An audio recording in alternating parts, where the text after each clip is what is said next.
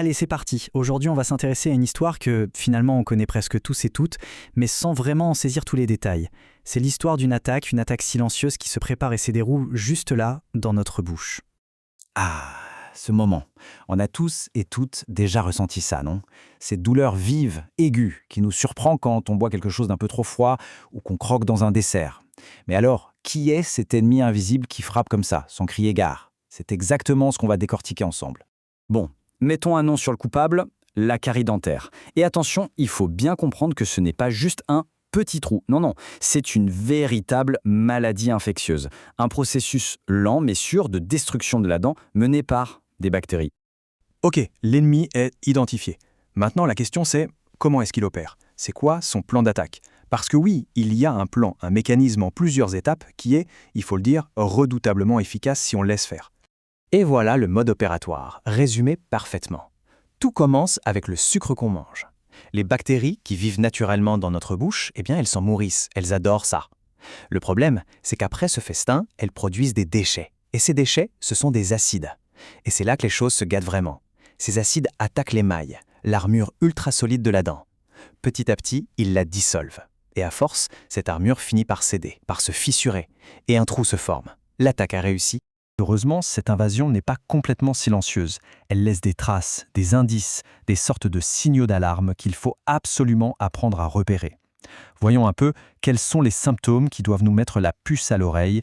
Le symptôme le plus connu, évidemment, c'est la fameuse douleur. Mais bien avant ça, il y a souvent cette sensibilité au chaud, au froid ou au sucre. Parfois, on peut voir une petite tache un peu sombre sur la dent, ou même sentir un petit creux avec la langue. Une mauvaise haleine qui persiste, ou une gêne quand on mâche, ce sont aussi des signaux importants à ne pas prendre à la légère. Ce sont les preuves que la bataille a commencé. Et l'attaque suit une chronologie très précise. C'est une véritable escalade. Au stade 1, seul l'émail est touché, on ne sent rien. Au stade 2, la carie atteint la dentine, juste en dessous. Là, la sensibilité commence à apparaître. Si rien n'est fait, l'invasion continue jusqu'à la pulpe, le cœur vivant de la dent. Et là, la douleur est vraiment intense.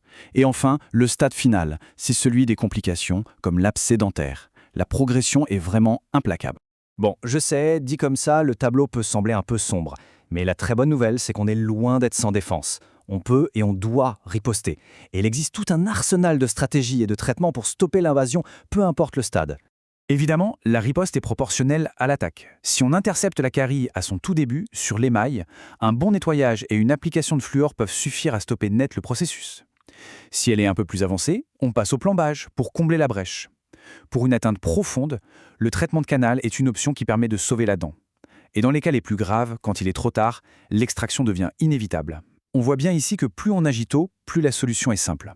Mais en réalité, la meilleure de toutes les ripostes, la stratégie gagnante qui surpasse tout le reste, ce n'est pas le traitement, c'est d'empêcher l'attaque d'avoir lieu. C'est tout le pouvoir de la prévention.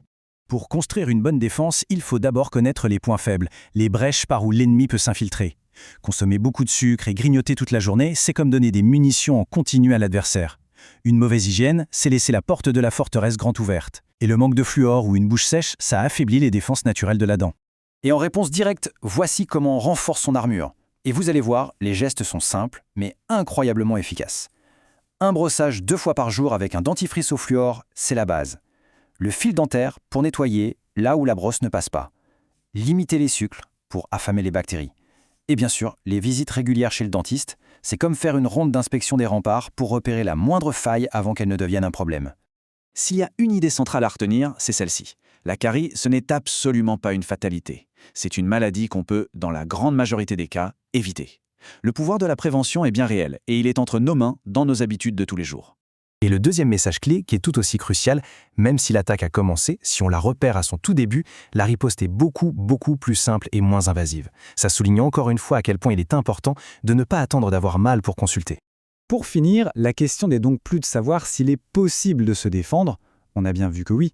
La vraie question à se poser est plutôt quel geste simple parmi tous ceux qu'on a vus on peut décider d'adopter là dès aujourd'hui pour commencer à construire une défense plus forte, une véritable forteresse imprenable contre la carie.